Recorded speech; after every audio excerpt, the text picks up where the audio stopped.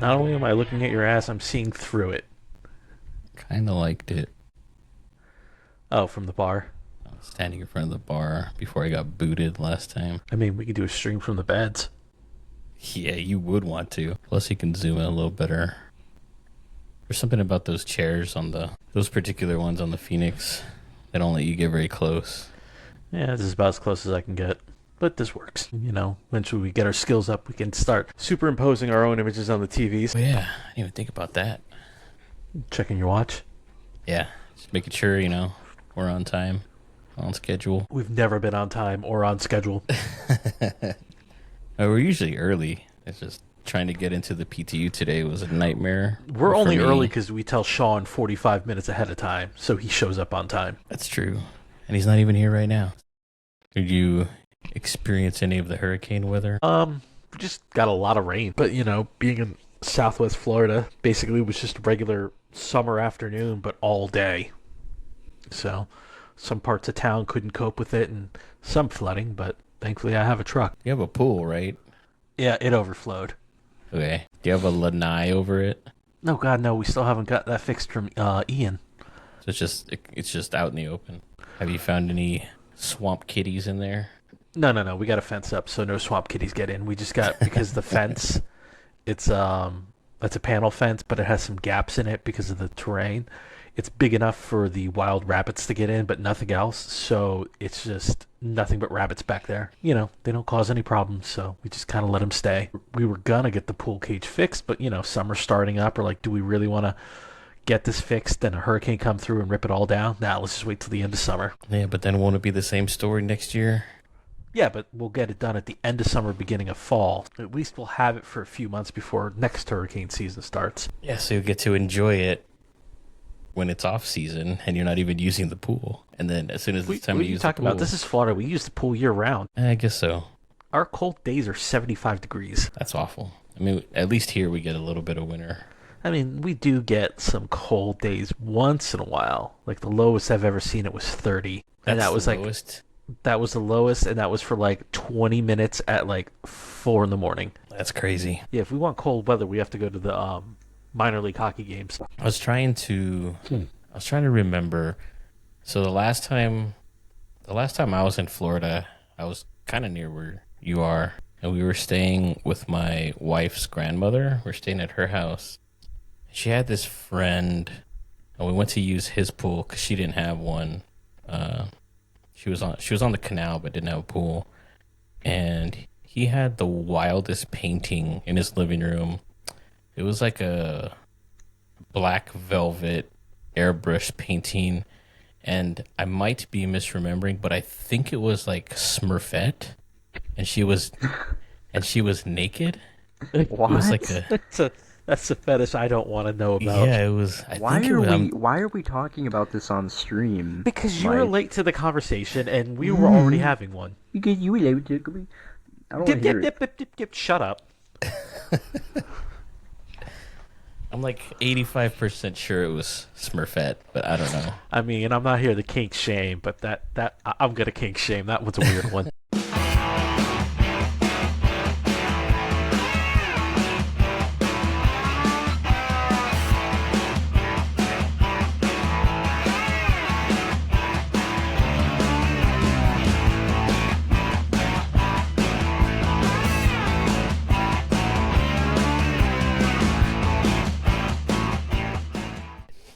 Well, we had the new Inside Star Citizen talking about fires. Go back to Sean's fantasy about me on the bottom deck doing a foam party, all oiled up for some reason. That was a little Freudian slip. Yeah, no one mentioned oil, but here he is. Oh yeah, you all oiled up. Dude, I'm telling you, that's where oil collects. It always collects at the lowest point of the ship. You never been on a boat before? I've always noticed that the cargo bay on a Connie is just full of oil. Young strapping lads covered in coconut oil. Maybe that's just your ship, dude. How much oil are you releasing? Apparently too much. Yeah. All right. So, the whole thing with fire this week. Oh boy. I like the fire extinguishers. I think they're cool. Yeah, they're rechargeable, so that's nice. Yeah. I think the rechargeable is a nice quality of life thing that makes a lot of sense. If you have life support, which seems smart. Yeah, They only like recharge if if life support is active? Yep. I don't think if it's active. I think they said if the If life if support it's still system working, is because functional. you can take enough damage where life support's completely blown out, and then the fire extinguishers won't charge anymore. Yeah, I think if I remember correctly, their precise wording was if the life support system is functional, that's how Yeah. you determine if you can recharge it or not. Okay. So they're passive enough that even if you, for some reason, if you have control, whether it's on or off, and you, for some reason, turn it off, it'll still recharge them as long as it's functional. Yeah.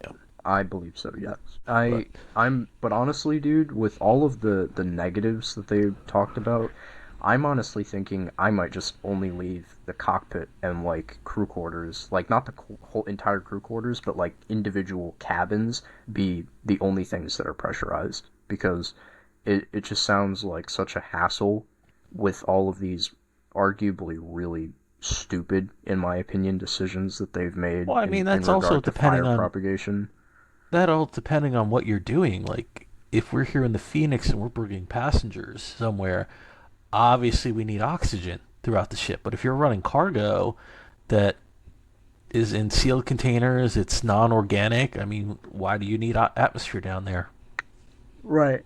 But also, those are two completely different operational scenarios as well, because the Phoenix is full of flammable material, where the Starlifter is not.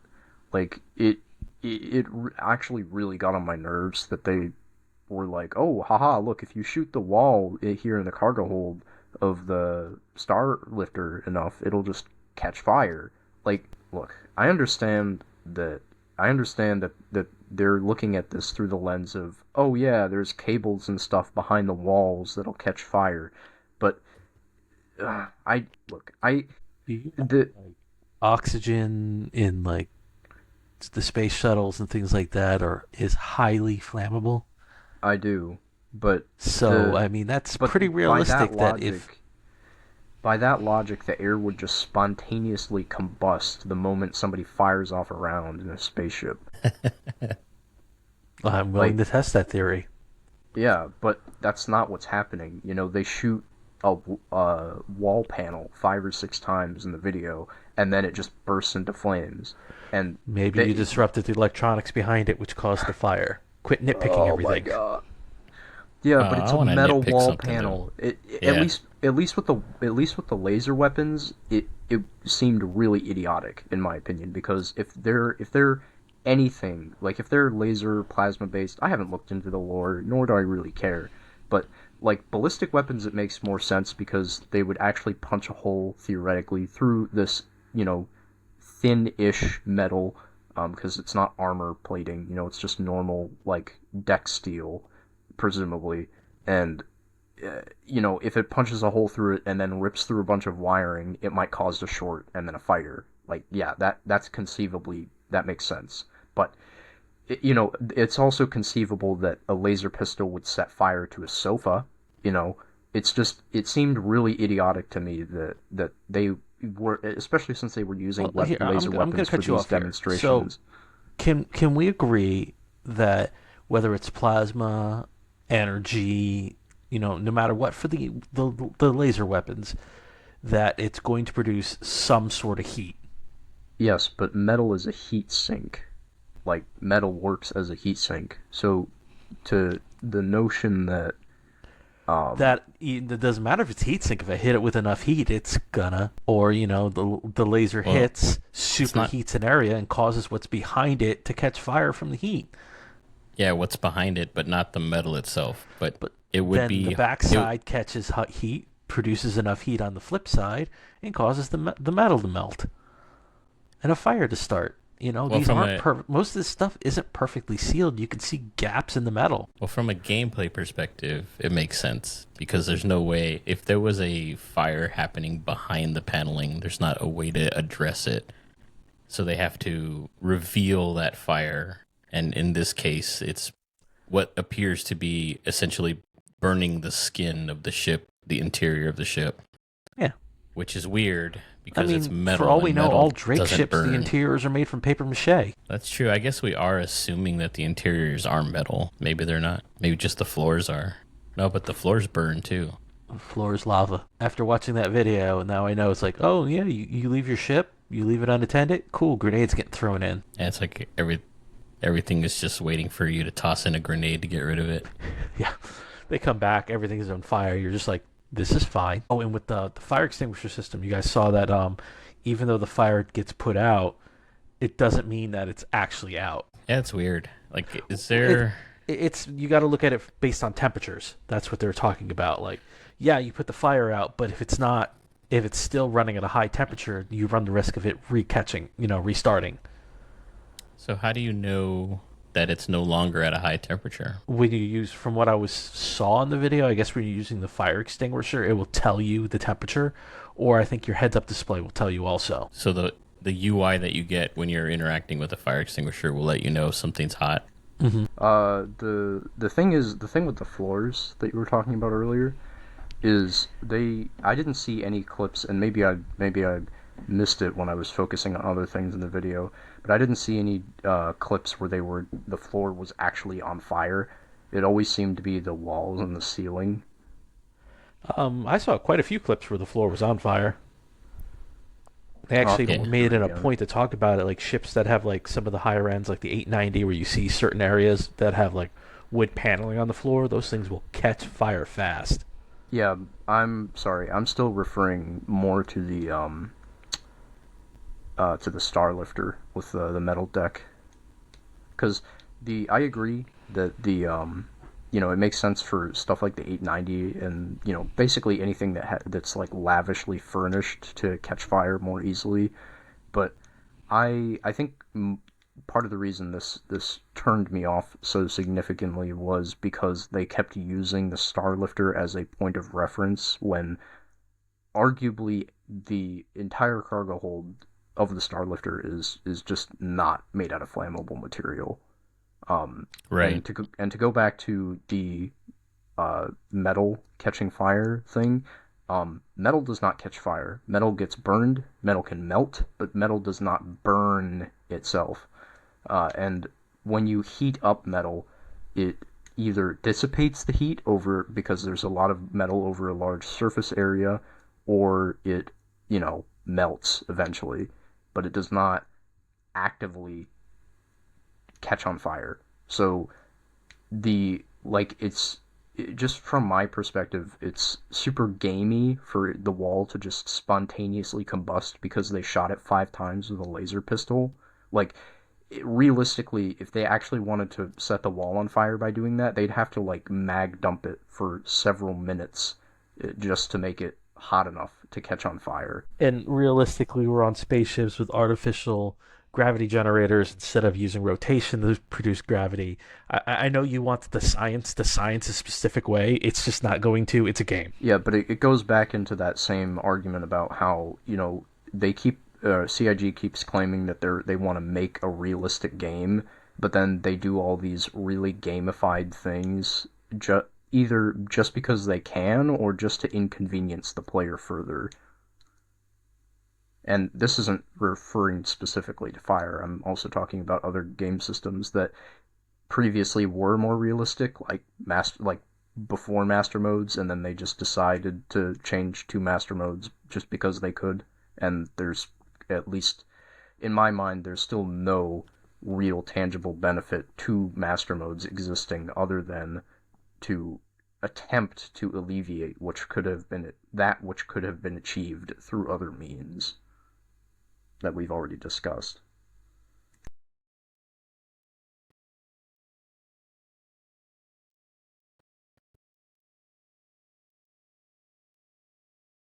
It's almost like hot slag is falling on the floor and igniting or something. It looked like magma at some points. I mean, everything, it could just be, everything's ricocheting off, lasers hitting it, causing electrical fires from all the wiring because, these things are just miles and miles of wiring behind all the walls. Yeah, I mean, I think it's just Inflammable oxygen.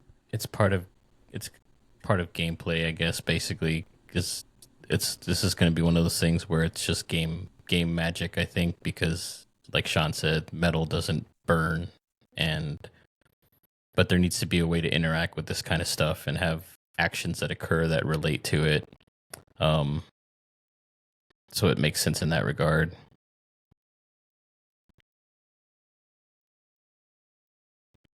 I want to do that to someone's ship. Sorry, the clip just came up with everything on fire. Yeah, but this one, Yeah. What happened? I left the toaster on. I'm sorry. there's Pico. So Pico can burn. They Yeah. said that players See- can't.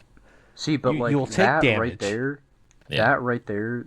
Well, first of all, I don't know how Pico's on fire on an airless moon. That doesn't quite track for me.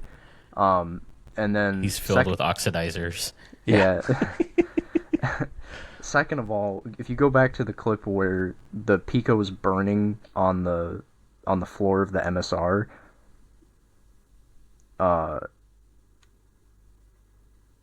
no, I think it's a little before that. That dude, I don't know if you've ever set fire to stuff in your garage before, but if there's nothing flammable around it, that's not gonna go anywhere, that fire. Like it's not going to Like- spread. No. I think we have. Wait, that brings Stop up some laughing questions. at this. It's like load the torpedo bays. Why? Launch the Picos.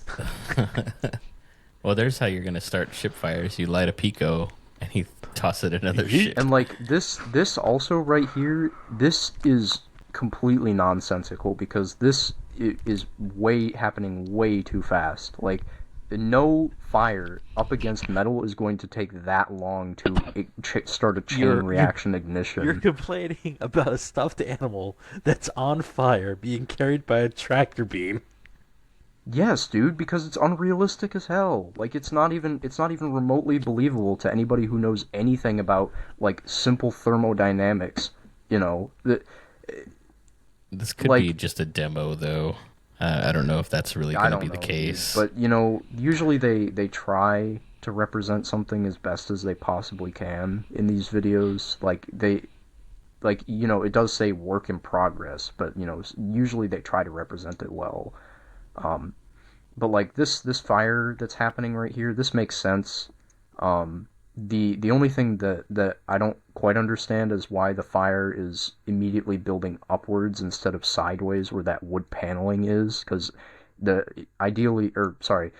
realistically what it would be doing is it would be eating up everything that's easily flammable first. I mean, unless there's a fuel line behind there, or I guess, or something. But if it was Well, a fuel line, then the fire would be crazy out of control right now. that I you don't know. know, because, I mean, heat rises, so to me it makes sense that it would go up first. And we Yeah, don't know what the well, walls of that 600's made of. It might be cheap wallpaper. I can almost guarantee you that all of this stuff is metal, based on how much I've looked at Origin ships, like the interiors. Like, again, this Drake thing, this Drake There's a- Corsair being on fire, like I don't understand how the floor is on fire right now because there's Because it's a nothing Drake flammable ship. on They there. probably opened the door and it Well, just caught fire. Okay, so we can nitpick this particular scene right here because this is just grating, so the stuff underneath could be on fire. That's possible, but also I've looked at the cargo grids and they don't look like they're actually graded. Yeah, they have like a glass cover underneath them. Yeah, it's like a big magnet or something. But see, like the wall, I could believe is on fire because that's a bunch of components, so there might actually be Right an here. issue, you know. But the floor does not make sense to me. I understand that there's electrical stuff that they're trying, and you know, fuel lines and stuff that they're trying to account for, but the fact of the matter is that all of that heat and fire would still have to get through the metal plating first. Like on a Drake ship, it makes more sense because all of this stuff is just kind of exposed and out in the open. But like I said before with the Hercules, it makes almost no sense because the Hercules has everything behind, you know, metal panels, Everything is put away tidy in its place. You know, if anything, the least combustible ships should be Crusader, um, probably Anvil after that. They don't really have much flammable stuff. Maybe Aegis after that. Um, Misk. I'm trying to think of all the really bland manufacturers in the sense that they don't really have a lot of like cushy, fluffy stuff. And then the worst offenders would be, Origin, and Drake, simply they because of the materials used and or the lack of coverings. See, like this, the Hammerhead is particularly vulnerable because it has all this padding around, and I think most capital ships are going to be like that too, because you remember the Idris also has these padded hallways for if people get thrown around while the ship is in combat, like that. Well, For that or they safety don't reasons, it trust makes us sense. enough, and rounded Yeah. edges, padded walls. They probably don't even give us silverware. Yeah, I mean, for personnel safety reasons, it makes sense, but it's also terrible for fire resistance. I mean, unless they're made out of fire There's, retardant fabric. they're just I full mean, of asbestos. yeah, but So yeah, this is a hammerhead, but then they cut to what looks like a crusader ship when it gets to the exterior when they're like looking at it from the outside, right? this No, is what the is that? this is the engine room on the Carrack. It's hard to tell. How do you? They cut the this is the engine room in the Carrack right here. Okay, okay, that's the lower level. That's the upper level. Yes, sir. Okay. So this makes sense because these are the main engines in the Carrack. So engines I mean, on fire. at this point, you have a 2-story fire and you have 2, maybe 3 fire extinguishers. Should you just abandon ship at this point? Yeah. See, that's another thing they don't really explain is it after even a certain size, is it not worth it to either A, abandon ship, or B, just vent the entire ship to space, Like, I think Sean is only going to be happy if we get him that new Planet Express ship from Futurama. The square one where all the controls are like squishy pillows. I don't think so. Let me find it. Was that the 400i there for a second? Or is that the 600? oh yeah, this is a 400i. It took me a second. So, like, again, there's, apart from the components in this room and presumably the fuel lines at the rear of the ship, there's, yeah, the fire would have to heat up the metal in here quite significantly before it actually started propagating. Like, if they're insinuating that this fire would be happening behind the walls, right? Then realistically, this fire shouldn't be engulfing the whole room. It should really only be sticking out from between the gaps in the paneling, because none of the surfaces in here are flammable apart from the interiors of the escape pods. You know what I mean? The All of this is metal. Yeah, and like there's concentrations in this shot around the gaps, and then in the ceiling, which just looks like maybe an area where there's like a cluster of wires or something flammable. Right. But it is kind of hard in general. Like in all these shots that I've seen, it's kind of hard to see exactly where to aim your thing. Like, okay, so this one's kind of a bad example because this one's easy. Like you can see the source right here. But if you're looking at these, like this shot right here, where are you supposed to aim besides like everywhere? Like there's no You're gonna with most fires, you're just gonna have area. to pick one spot, work your way down, or do what they say and just vent all the atmosphere out. Yeah, I just don't want to get stuck where I don't know where to aim the fire extinguisher and just start squirting stuff at, recklessly with things and it not put the fire out. Yeah. But also, when it gets to a certain point, like when it seems overwhelming, like I guess you just kind of give up and try another method like venting or abandoning ship. So here we have a full floor that's on fire. See, Like dealing with a fire on the 890 is going to be a nightmare. And Or hopefully just any there's a way large for it to ship in general. well, hopefully there's a way for it to tell you where the fire is. It's like Possible. I mean, we four don't know. floors on the thing.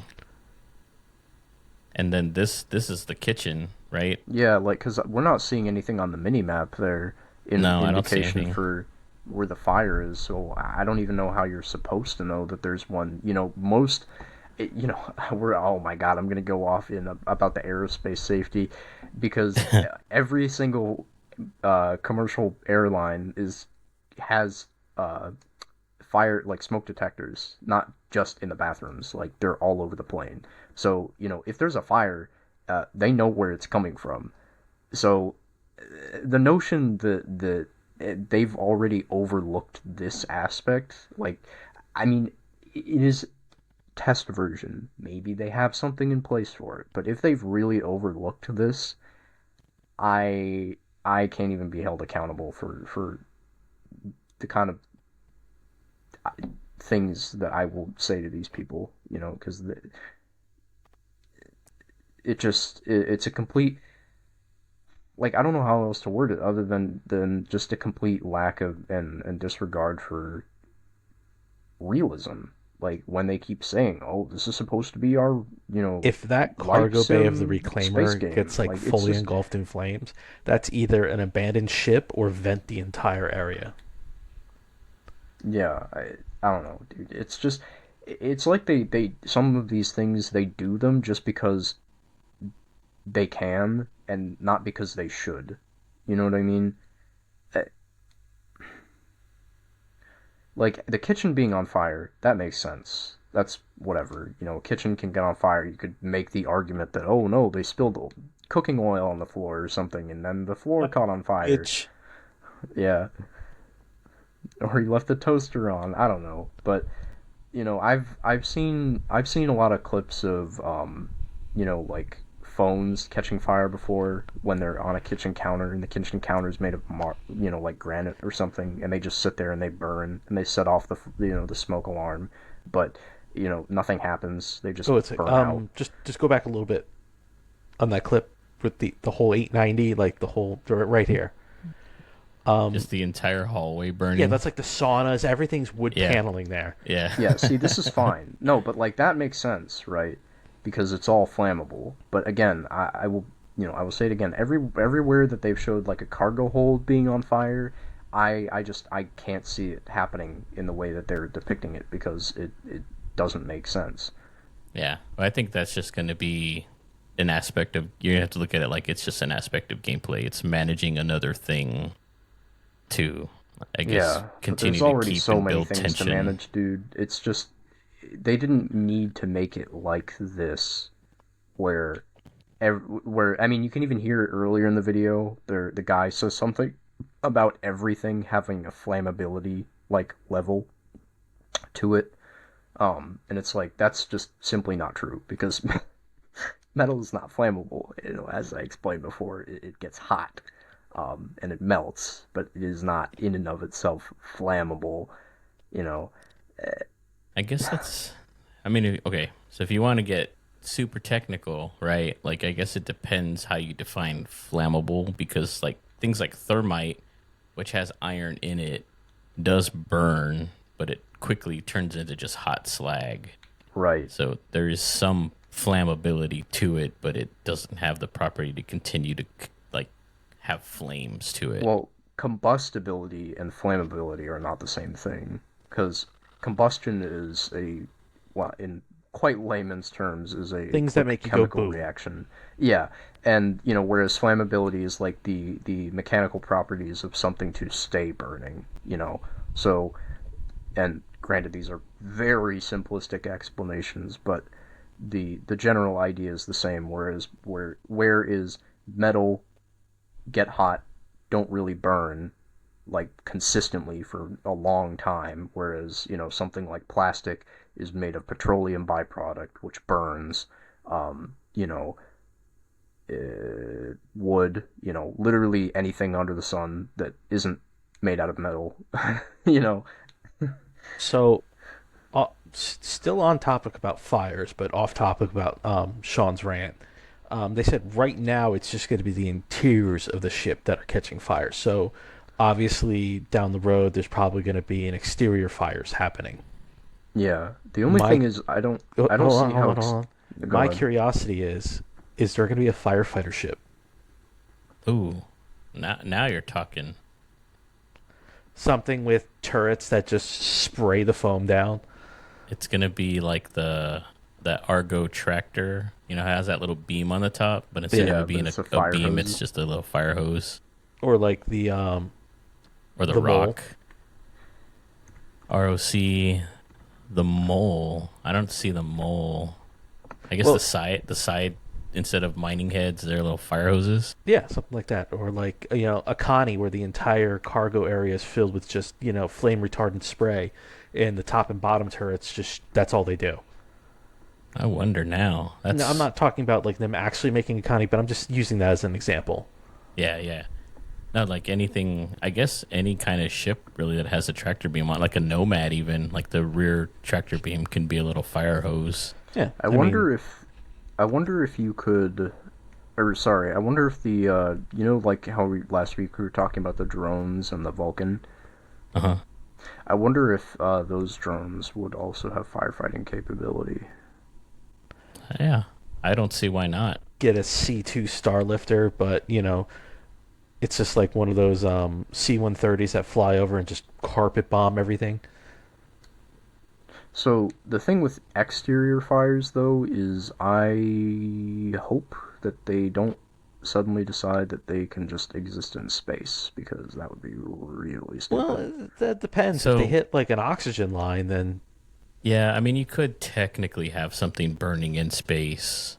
It would just have to have some form of oxygen as flowing as to far it. as far as we know, right? This is still pretty far into the future. Maybe there is some other gas that's flammable like oxygen that would work in a ship somehow, but some Yeah. kind of Hydrogen line fuel. gets ruptured.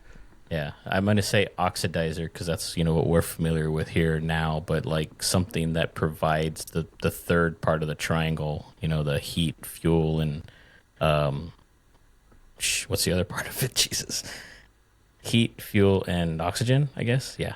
I mean, like in So space, I don't see like the whole ship engulfed in flames, but I would see a couple spots here and there that just have like a small flame coming out that you have to take care of. well, yeah, and you can even see the game like the focus on player, like the player having to deal with that aspect by the virtue of none of these ships have any kind of fire suppression.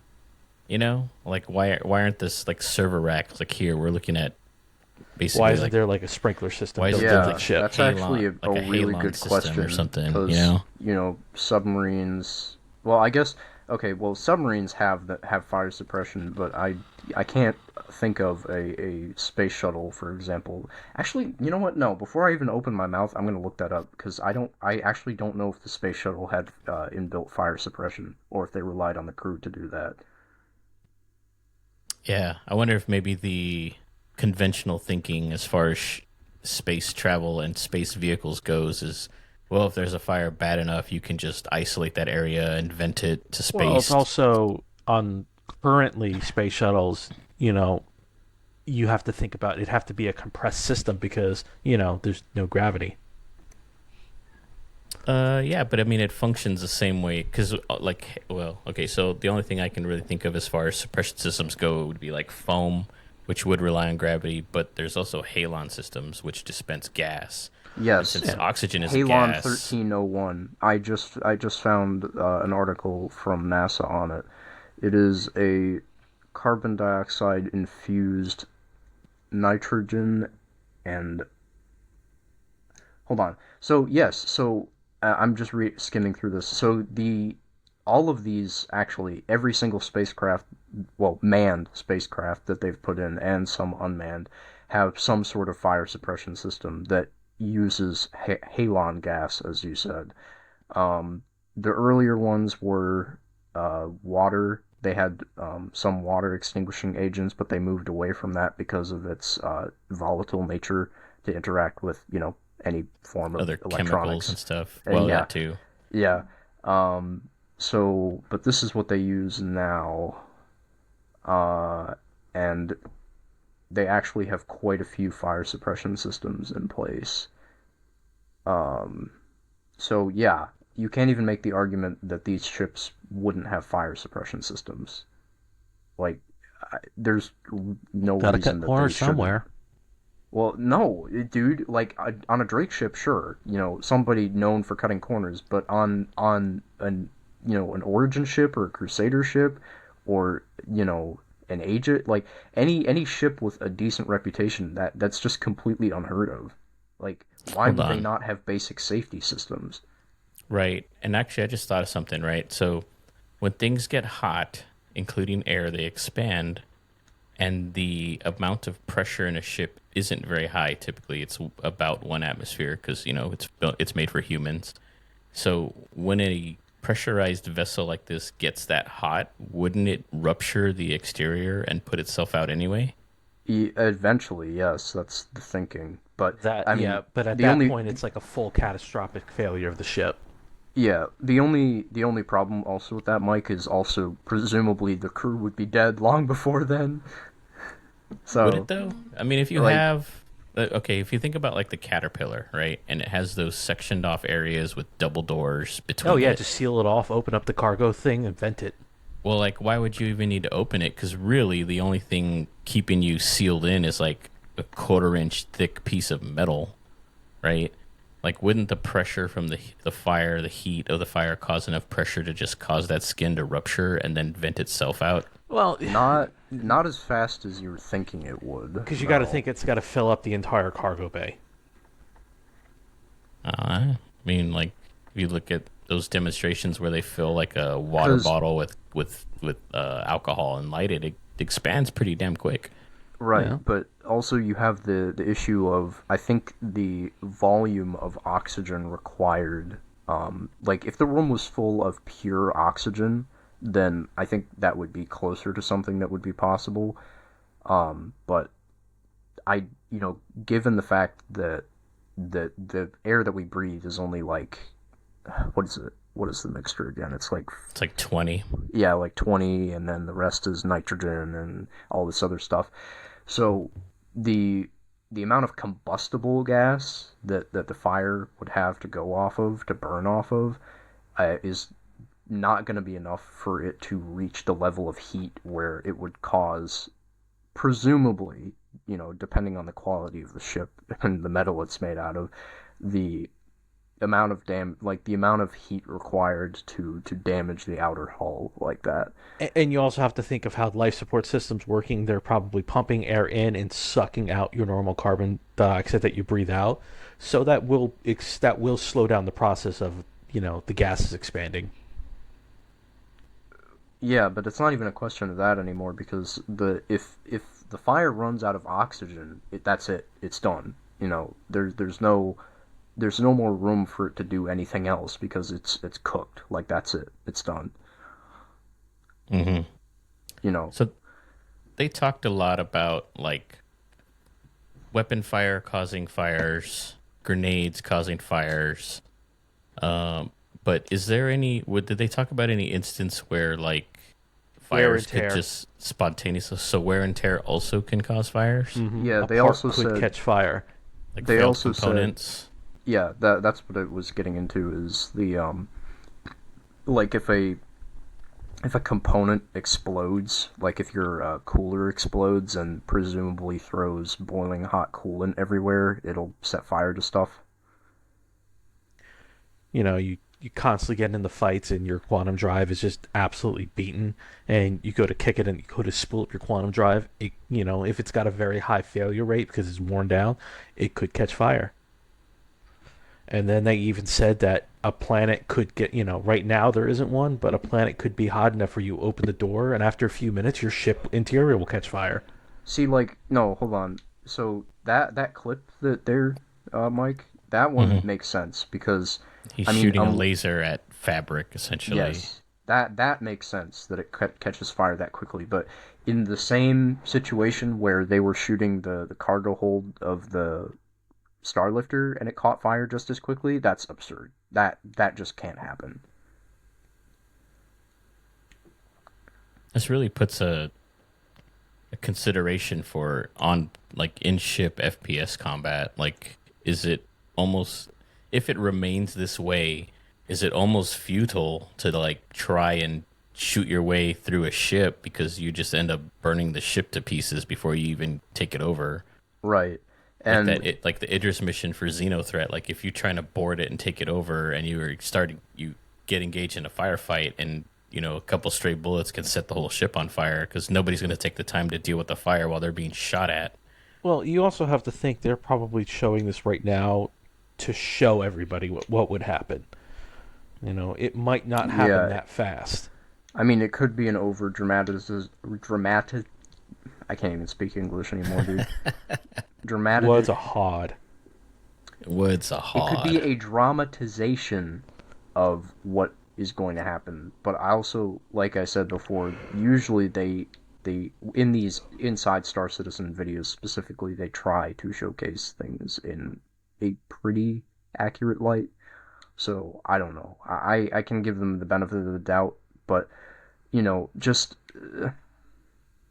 the notion that like, if anything, laser weapons should be safer to use inside of a ship, like in the majority of ships where there isn't fabric on the walls and stuff, than ballistic weapons, simply because of the fact that they generate heat, presumably, and if you hit metal with heat, most of it is just going to dissipate unless you constantly go on the metal with said heat for a very long time. You know, so uh, it's just, But you can cut metal with a laser. yeah, but it takes a while. Like, you have to either A, have a very powerful laser that is, keyword, consistently hitting the metal with energy, like a plasma cutter, or you have to just hit it with enough energy that it will melt, and which is either like the, if you go back to the, I mean, you don't need to, but the Pico, where they basically instantly set fire to the wall of the Freelancer, which is all metal, that just doesn't make any sense.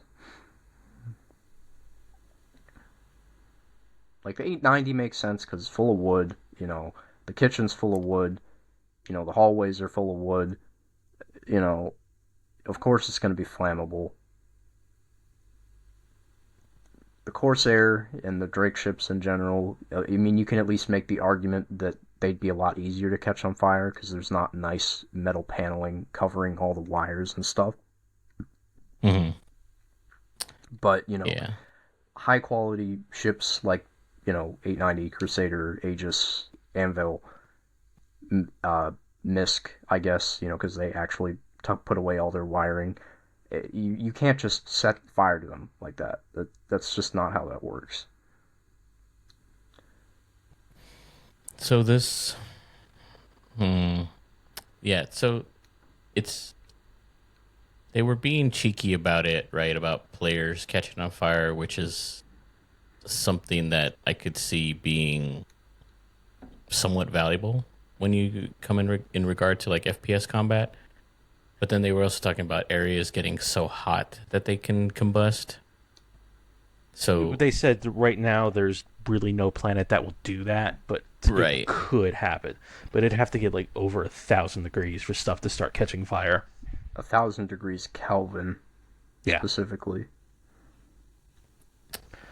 And basically on one of those planets, if you step off the ship, even with the most advanced armor, there's a good chance that you're only gonna have like 2 minutes of life. Yeah, Well, they that's didn't what- say that, but that's presumably how it would be. Well, that's what I was getting at, right? So we have suits that protect us currently from extreme heat and extreme cold. And I just wonder if there's like, this is tinfoil town now, right? But like, if there's any plans in the future to have areas like that, like maybe planets or moons that are close enough to a star to be that hot, and the only way to experience them is to have like a suit that can protect you from those temperatures. Otherwise, you would catch on fire, basically. I would like Yeah. to see like an extreme temperature suit, for hot and cold. So, I mean, they already kind of have those, with the Novikov and the Pembroke. Right. The only, because I mean, if you remember, they even changed the Pembroke used to look exactly like the Novikov, but it was like a slightly different color or something. Yeah, it But was then just different colors. remember they changed the Pembroke to basically be made out of this fire retardant material, or and like it was super. Now it's super reflective. It looks more like something you'd see somebody wearing on Mars in the modern day. Like if you'd seen any of the concept spacesuit designs for Mars missions. But it isn't because, and just to clarify, it isn't because Mars is hot. It's actually very cold. It's because of the solar radiation, which is in and of itself hot, but none of that heat sticks to the planet's surface because it doesn't have a thick enough atmosphere. Anyway, the so suits like that conceivably make sense, and it also conceivably makes sense that if you had anything particularly flammable in the cargo bay, like I don't know, a bunch of weevil eggs in crates. If you open a door to a planet that's that hot, they would probably just spontaneously combust. you know, uh,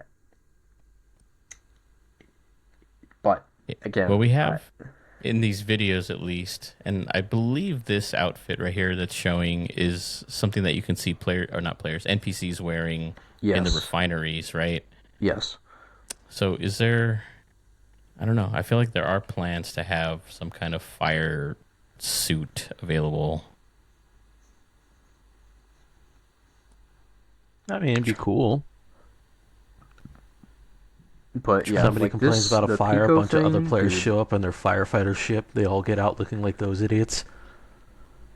It's like Med Runners, but for fire. Yeah. By the Fire time they get runners. anywhere, everything would be burned up anyway. There's kind of a pointless endeavor Fire there. runners. Speaking of that, I can't believe Med Runners are back. I mean, they probably never went anywhere. I don't know if they were ever really gone. Yeah, but Don't really- normally we'd come across them at least. We also haven't been playing a lot because there's, like we talked about a few episodes, there's kind of like no reason to play right now since we're stuck in limbo. Yeah, I know, but before, we would hop on and then I would see them at least once or twice a week, maybe. Maybe they just don't have the numbers anymore. Yeah, I don't know. I got a bone to pick with them about this fire stuff because like the majority of it, functionally, the way the fire spreads, seems really good and accurate. The fire itself is fine. The firefighting I don't really have an issue with, other than maybe it might be nice if they're gonna make it so gamified. I think they should make it a little bit more obvious where you need to point the fire extinguisher to put out the fire, and then also if they're going to be gamifying it like this, I think there needs to be, at the bare minimum, something on the ship's readout that tells you where the fire is. Yeah, there needs to be some kind of okay, so we have the internal map of the ship now. I wonder if that might be something in the future where they can indicate an area at least where the fire is. Maybe. Yeah. 'Cause not every ship has a map, right?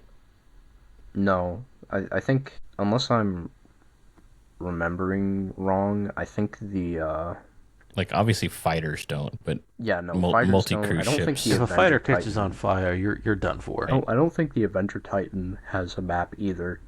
It's gonna be kind of hard to like get out of the chair and be like, "Where's the fire?" 'Cause it's Yeah. just so Eject small. and call for help. He's like, he gets out of the chair, he's like, "Where's the fire?" It's just at his feet, Yeah.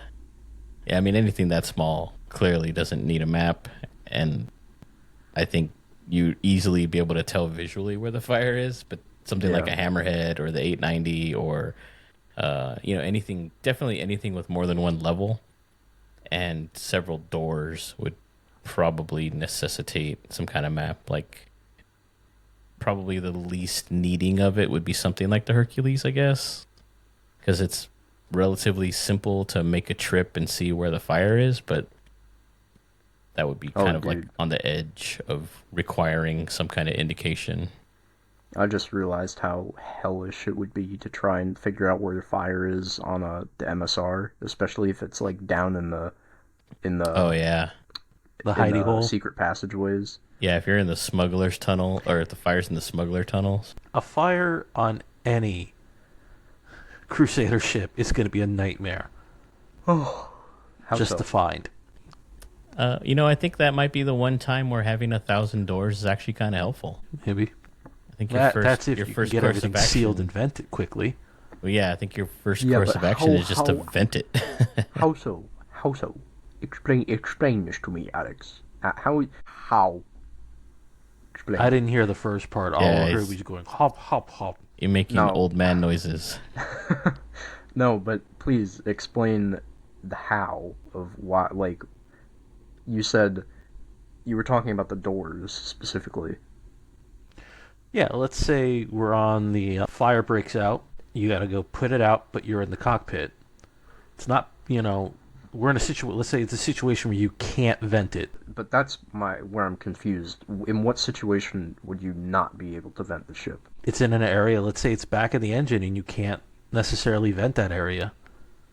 But you open the elevator, you open the little trapdoor there, and then you open the cargo hold, and there you go. It's vented. And that's not even including the air vents that they said they've included to actively pressurize and depressurize the ship. Wait, what? Yeah, Say that again?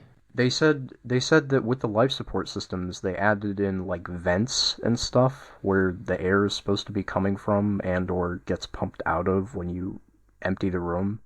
You remember the original like tech demo that they showed off at, I think it was CitizenCon for life support? Yeah, vaguely.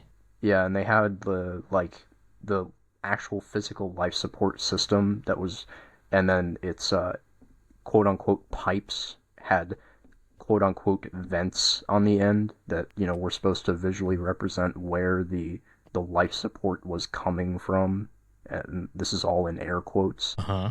So, like I'm just struggling to understand. All I'm saying is, if it's something that I have to get up and run to on a Crusader ship, under having which to go through all those circumstances doors is you going to wouldn't be chew able up to time. vent the ship. That was amazing. You both completed your sentences over each other at the same time. So I heard Alex say that. Wait, actually, you know what? I didn't hear what Alex said. I was trying to No, go recap. ahead. I honestly can't remember. So sorry. Say it again, Alex. Anything I would have to get up and run to on a Crusader ship, having to go through all those doors, it's just going to chew up time. The engineering console is right behind the co-pilot seat. You're talking about the Hercules, right? Yes. If you can vent it from right behind the co-pilot seat, then there's no problem. On a ship like the C1, you just hit. Hopefully, you have the open exterior doors key bound, and you just hit that button. And as long as the fire is not in one of the first 8 doors, then you pretty much have vented it to space. Yeah, that's true. And most of the components in the C1 are in the back. See, that's one of the I think positive things about the Spirit is not only are all of the components in the rear, which is both a blessing and a curse in this situation, because if you have to service something, you have to run back there and do it. But the blessing part is that if something is on fire, you just open the cargo door and the fire's gone. So Yeah, in that one ship, yeah. yeah. I guess we'll find out what happens with the Zeus. I mean, same thing with the Nomad too. Like the Nomad, if you kept the rear door open, the rearmost airlock door, and you only had the cockpit area pressurized, you could just open the exterior hatch and vent any issue out into space. Yeah, like those small to medium sized ones, fire will be relatively easy to deal with. Yeah, it's really really play the like most people issues do, where start they're in arising.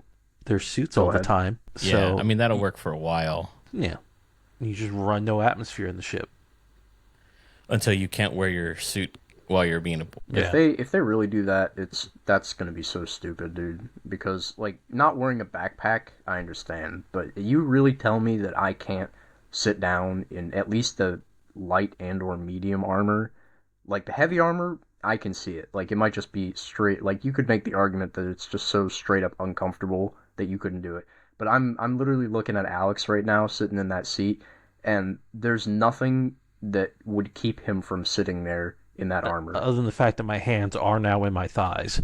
Yeah. Well, yeah, because, clearly they don't know how to sit a character in a chair properly when they're wearing armor like that.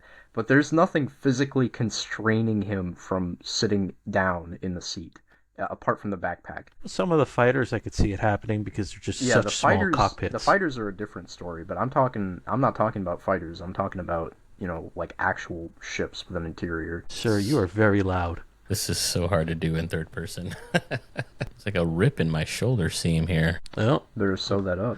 Kind of a warranty claim on who makes this outfit? CDF? No. I don't. That's one thing that I don't know a lot about is the armors. Like I know what they are and what they do, but I don't know who makes them or anything. I don't really care. Well, is that about it, you think? No, we also had the stuff with the inventory, now that we've been able to test things in the PTU. Oh, yeah. Actually, you know what, Alex? I kind of wish you had stayed in the PTU so we could yell about that. I haven't really had a lot of success with the PTU because I'm running into a lot of bugs, so I haven't really been able to test the inventory system. Yeah, it's so different now, and it runs so horribly that I haven't even tried it. Like, I haven't... The little bit of time I've been able to actually spend in the PTU, I've just been in the spawn suit with helmet. Like, I didn't even change outfits or anything, didn't equip anything, because it's just... It's already hard enough just to get in, and then to have to worry about that. I was kind of more focused on going to the hangar and checking it out. Yeah, and like I experienced that a lot too. Like you'd go, even in the very beginning, you'd have to hit buttons twice for the doors to even open, and sometimes the panels don't work. So like, I mean, at least at Lorville, I'd go to one elevator and get in it, and there would be no panel, and I would have to find another elevator that would hopefully have a panel, and then I wanted to just see the hangar because that was kind of the thing, and I felt like you're kind of like running out of time when you're on the PTU because it's just so unreliable. Yeah, you're on the clock constantly. Right. So like I just how fast can I do this before the server crashes? Yeah, like I got out of bed, and as the textures were loading and it's real stuttery and stuff, I'm trying to make my way to the hangar just to see it before either the game crashed or it just stopped working.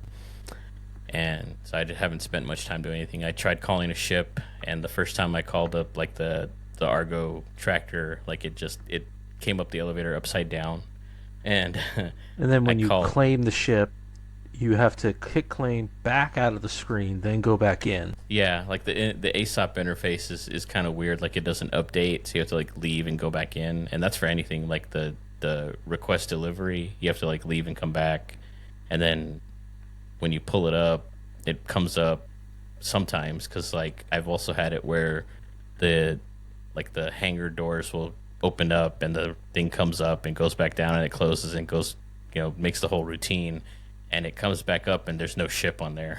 So it's like, okay.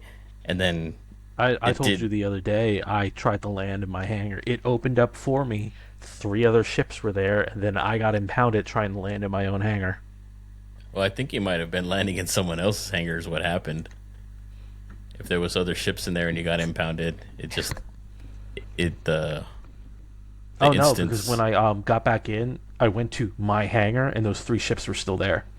Were they your ships? Nope. Yeah, they said they've been having issues with instancing, and in the very limited amount of testing that I've seen other people do, it looks like the only way to, and I know this is a bit of a tangent, but since we had been talking about the inventory system before, it seems like the only way to loot bodies is going to be looting them, dropping all of their stuff on the ground, and then going into the inventory of a box, and then, place a box like right next to the stuff that's already on the ground, and then either pick it up and put it in the box one by one, which is going to really suck, or you might potentially be able to grab the boxes that are on the ground and just put them in the big box inventory when you're in the inventory menu for the big box. So you'd still have to drop everything first. Yeah, which would really freaking suck. Like, really, the way that it should work, if they're gonna insist on doing it this way, is if you just have a body within a certain proximity of the crate, if you open the crate, you should just see the body's inventory next to them. Because either that, or they need to have a way that you can, if you brought the body onto your ship, for example, and it doesn't have to be an NPC. Like, this could be your own corpse that you're trying to get your stuff back from. If you brought it onto your own ship, maybe they could have a system where you like put it next to a, I guess for lack of a better example, the box that's built into the hull of the Hercules, because it has a couple of these like lockers and storage containers, and if you just put it next to that and then went into the storage container, the inventory would be available. Like, as opposed to just being able to do that with any box, it would only be if you're on a ship and you could do it. But I don't see why they wouldn't just let you do that with any box if they did it that way. I don't know, dude. I just think that with the way that the game works, I wouldn't have an issue with them making looting the way it is right now if they increased the capacity of like your backpacks and stuff, because they've already gamified so many of these other systems. Why can't we just fit a whole suit of armor into our backpacks? You've already essentially ripped apart all of the realism in these other aspects of the game with master modes, now with this stuff that they're doing with fire propagation, because we've already gone over how it doesn't all make sense. So, and there's a million other things, but it's just so funny to me that they'll do certain things with this, oh, this is realistic and this is the vision of the game, and then when it doesn't fit their narrative of that, then they just turn around and they gamify it like master modes. It's just funny to me, dude. Yeah, so I'm sharing that video from the core gameplay where he went through and demonstrated how it works, and it's what you're describing basically is when you have bodies, you have to essentially just drop all the boxes and throw them into a cargo box that you then have to manually carry to your ship. That is so tedious, dude. So here's a good example. Fast enough.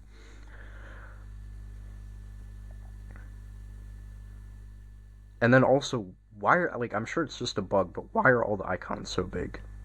It's and heinous. That's what you were remarking on. So we were watching, obviously those that are watching us now, we share in-game cameras, and so before the show started, Alex was in the PTU just kind of going through his inventory and like I guess getting dressed in some way. And even here, like these icons, or I don't know if they're icons on the technically, left, they're but like ridiculously big. Everything is just so enormous. I think at one point you were looking at an undersuit and it took up nearly the entire panel. And if you can imagine having, any kind of sizable amount of inventory is just going to be mind-numbingly difficult if they remain that big to have to move around through that system, because everything's just so ginormous. Because in other games, right, if we're going to compare this to other survival type style games that have, that require you to physically interact with something to get access to the inventory, right? We can use that Minecraft as an example. Escape from Tarkov comes to mind. Even like Rust. What else? There's so many games that I can think of off the rip. Freaking Fallout. Like, come on. I'm putting myself on the spot here, but I promise, like, I promise that they're overcomplicating this unnecessarily. Yeah, and we've had talks in the past about like the line between realism and just gameplay and keeping it fun, and this this is starting to creep into that territory where it's just too realistic at this point. Like, and it's so ironic because the parts of the game that should be realistic, in my opinion, as such as master modes not existing and also the fire propagation and all these other things, are the most gamified, and then the parts that should be more gamified and less realistic are the most realistic.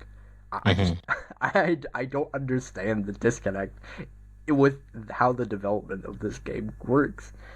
Yeah, I mean, and that's so. I mean, again, I don't have any sort of insight into CIG's long-term plans as far as where this technology goes and what the actual gameplay ends up looking like finally. But from a user experience perspective, it the this happens when you don't ask why. Like, sure, we have the ability to propagate fire and give players a fire extinguisher to deal with it, but what are we trying to accomplish, and why are we allowing them to do this, or why are we making them do this? And again, same thing, like, yeah, it's more realistic to like have to, like, if this was a real world and you did happen to unalive somebody to take off their stuff, you'd have to actually peel it off of them and like put it somewhere and carry it and all that stuff. Like, that makes sense, but like, why does it need to be that involved when something that doesn't really technically add to the experience? I guess maybe it does for some people, right? But like, what's the value in doing For all it we this know, way? they could just be doing it now, just as testing, and then roll it back. Roll it back later on. Yeah, but also, Alex, at least my thinking is always this, why would you test something just to not use it? And this isn't coming from an engineering context, because in engineering that's a very different thing. This is game development. You put all of these man hours and work into doing this one specific thing. Like, how people were huffing copium and hopium when master modes first came out. They're like, oh guys, maybe they won't do this, maybe they'll roll it back. Why would they put all of this time and effort into making master modes if that's not what they were going to use going forward? And I quite frankly, I think all of the people who still think that they might remove master modes, it's not going to happen. They've gone too far with it. Bar some huge community backlash that I know just isn't going to happen the way so those same people who are hoping it will thinks it will happen. It's not going to happen. It's not going to go anywhere. It might get tweaked more. It definitely, hopefully, probably will get tweaked more, but it's not going to go anywhere. I can say, though, from a software design and development perspective, there are instances where you would want to put something, basically an idea, out and test it and get feedback on it, and then you could potentially roll it back or modify it to where it's just a different experience altogether. However, based on what I've seen from CIG, that doesn't happen often, if at all. I can't think of any instances where they've walked back anything. Yeah, because usually the way that they try to picture or framework their development is moving forward. We're constantly moving forward with this, that, and the other. And, quite frankly, development isn't always so linear. There's a lot of lateral movement to account for as well, course correction, if you will. The reality with that is a lot more prevalent in my field, in engineering, where before you can even decide on what to use, you have to do all of this testing and everything first. So, for us, it makes sense to come up with something and test it extensively, and then, decide that there's either something better or that we're going to stick with this thing. But, the movements are not always progressive a lot. A lot of times they're lateral, as I said. You shift around to change your mind, or experiment with different things. I mean, I don't know how else to word that other than to say that comparatively what they've done and been doing at CIG is a lot less of, like, at least from the public perspective, the way they frame this stuff to the public. Again, I can't claim to know what they're doing internally, but the way that they often frame, from my perspective, this stuff to the public is as if it's always a progression of what they're doing. And I don't know if you also felt the same way, Mike, about, at least from the kind of promotional material and stuff that we get, and even the, inside Star Citizens, the Star Citizen Live, all of this stuff. It always seems like they're, to me at least, it always seems like they're trying to promote it as if it's the next big thing and not just a lateral movement from some previous idea that they might have had before.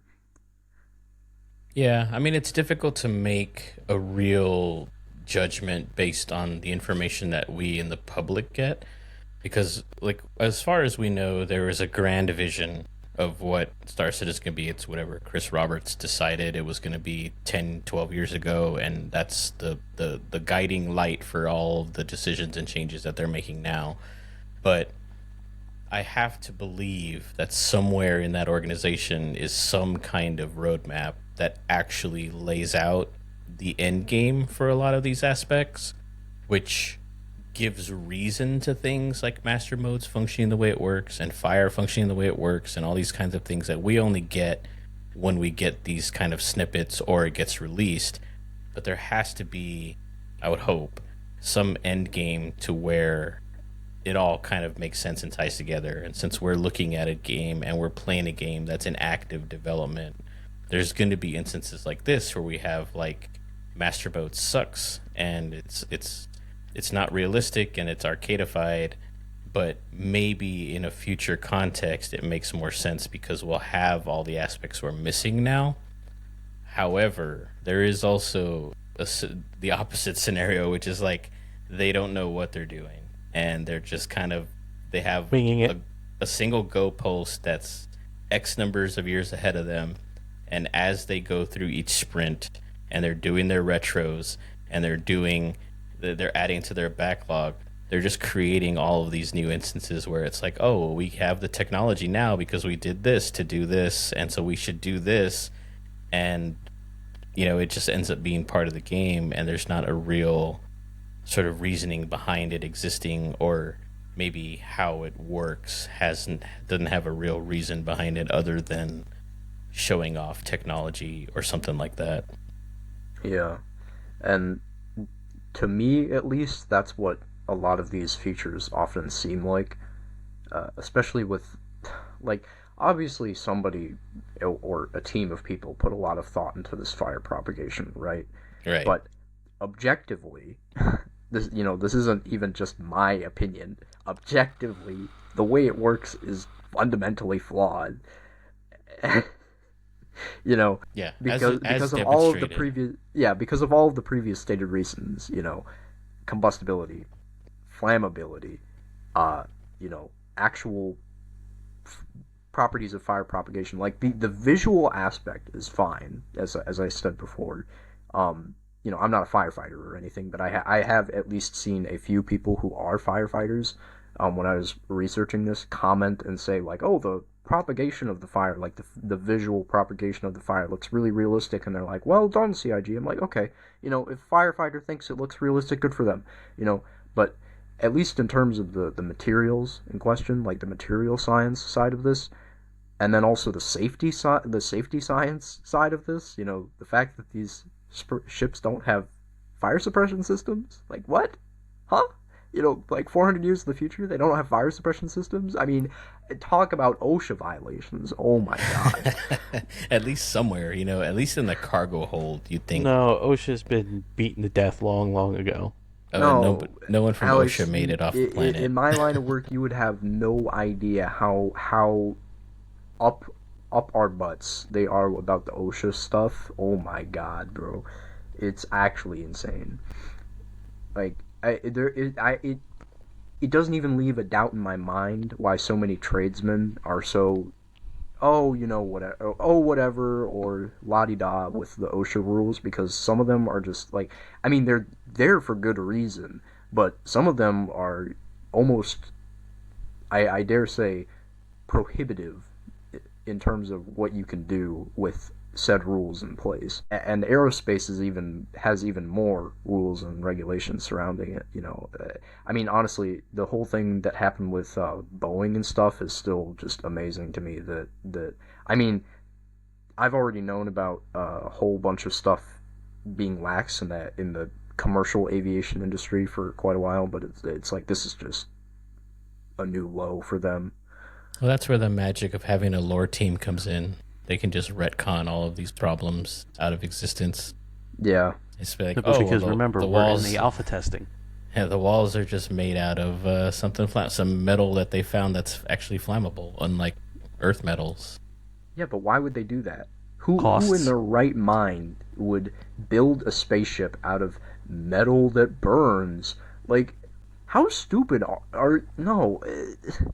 I can't. You're saying I this, and we can't, have dude. an aviation company that all they care about are profits. So we have to worry about doors flying off. Yeah, but at least aluminum doesn't burn. As far as you know, maybe it does in 400 years. I can imagine it's like, okay, so we'll go to Tinfoil Town again, right? So if I was on the lore team and I was trying to explain why, for some reason, metal catches on fire, I could just say like, oh, well, some year 22 something, uh, because of the rigors of space and the needs of flying through quantum or whatever, Cosmic radiation, a simple certain as kind that. of metal needed to be used, but that metal could only be created or manufactured in a way that made it flammable because it has whatever element in it or something. And that's why when there's a fire in the ship, the walls and floors burn. It's called flammatonium. Shut up, dude. Oh, come on. Avatar got to use unobtainium. We can use flammatonium. To be fair, Yeah, but unobtainium has been used in a few. also to But be fair, material scientists come up with these really wonky names for materials that they. It's like the God, what are the scientific names of the specific people who name birds? I know there's a scientific name for that type of scientist. I mean, there's like ornithologists. Yeah, I mean, well, there's ornithologists, and then there's the people who actually like study the history of like birds, and then the professionals who do the naming. I don't know if the ornithologists also name the birds. I mean, I'm just talking about stuff that I have no idea about, so I'm just gonna shut up while I'm ahead. But anyway, my point is that birds. I've seen some of the scientific names for birds are really strange, and that's not just for birds. There's a lot of things in general that the scientific names are just really strange. So unobtainium isn't even that crazy to think about, in terms of naming. No, it's just silly Yeah, because they obtained it, so it shouldn't be unobtainium. I mean, for all we know, it could have been named unobtainium because it's unobtainable on Earth, or within easy reach. So it's like since it's out there in the cosmos, it's like unobtainium. But we've conquered it. We've conquered the cosmos. So now we've obtained the unobtainium, and maybe when it's refined, they call it obtainium. Like who knows?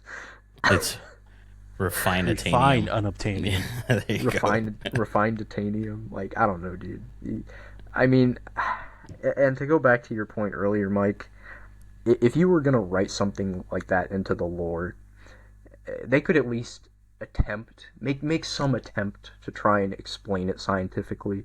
you know and the reason I criticize this kind of stuff so heavily is because Mass Effect, it goes they put so much effort into explaining things in a believable and scientific way in their lore, but it's very clever that the way that they've done it, because I know, Alex, you've played Mass Effect. I know you haven't, Mike, but the way that they explain most of the technology is through the use of there's a lot of interdependency on element zero, which is essentially a solidified crystalline version of dark matter that can be manipulated and used for various things.